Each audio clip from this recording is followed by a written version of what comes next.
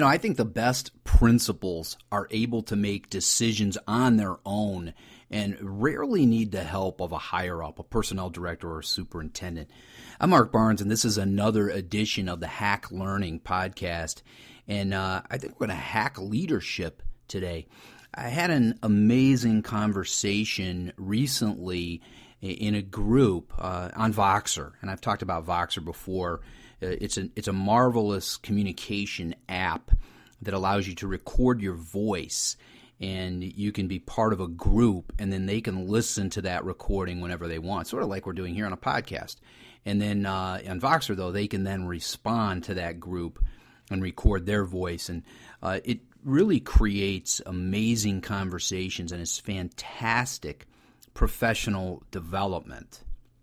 So in this group recently, we were talking about teacher time, and someone brought up an issue at school where the person needed to leave work early a couple of times a week for a personal issue.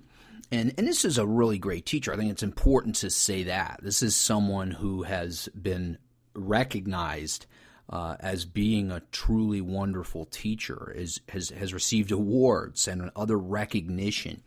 And he tells us that he goes to the school leader, the building principal, and says, I need to do this. I need to leave at these times, and I'm going to make it up other times. And if I didn't do this and I took personal time, there would have to be a substitute teacher. And, that would cost the school or the district a lot of money.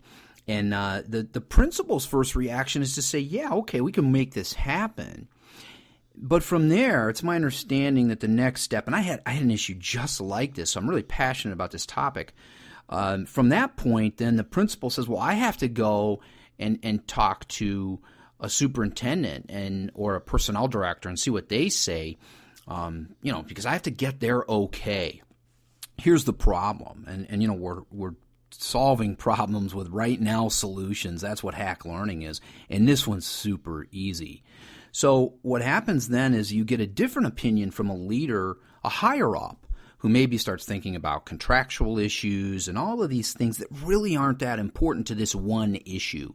And in the end, the principal comes back to the teacher and says, we can't do this. You're going to have to take the time off. And now we're going to have to get substitute teachers. We're going to have to pay them, and we're going to have to put this person in your classroom maybe a few days a week for a month. And, bringing someone else into an established classroom, especially with a veteran honored teacher, can really stifle learning.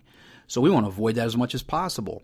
So the problem here is that at the building level, a principal made a decision that seems like at first it was the right one.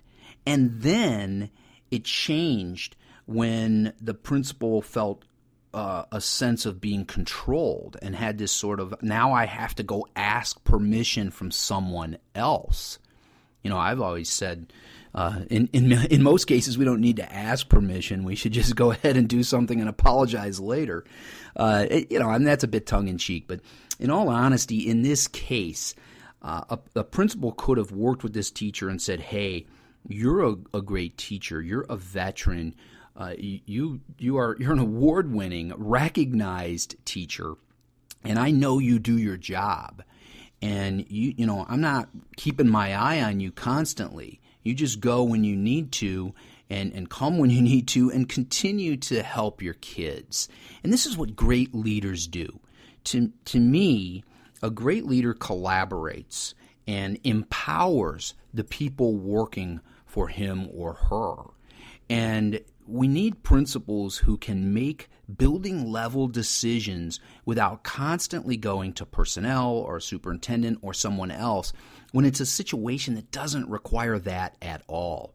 And often when we bring in more people, that's when situations become complicated. This is one that doesn't need to be complicated.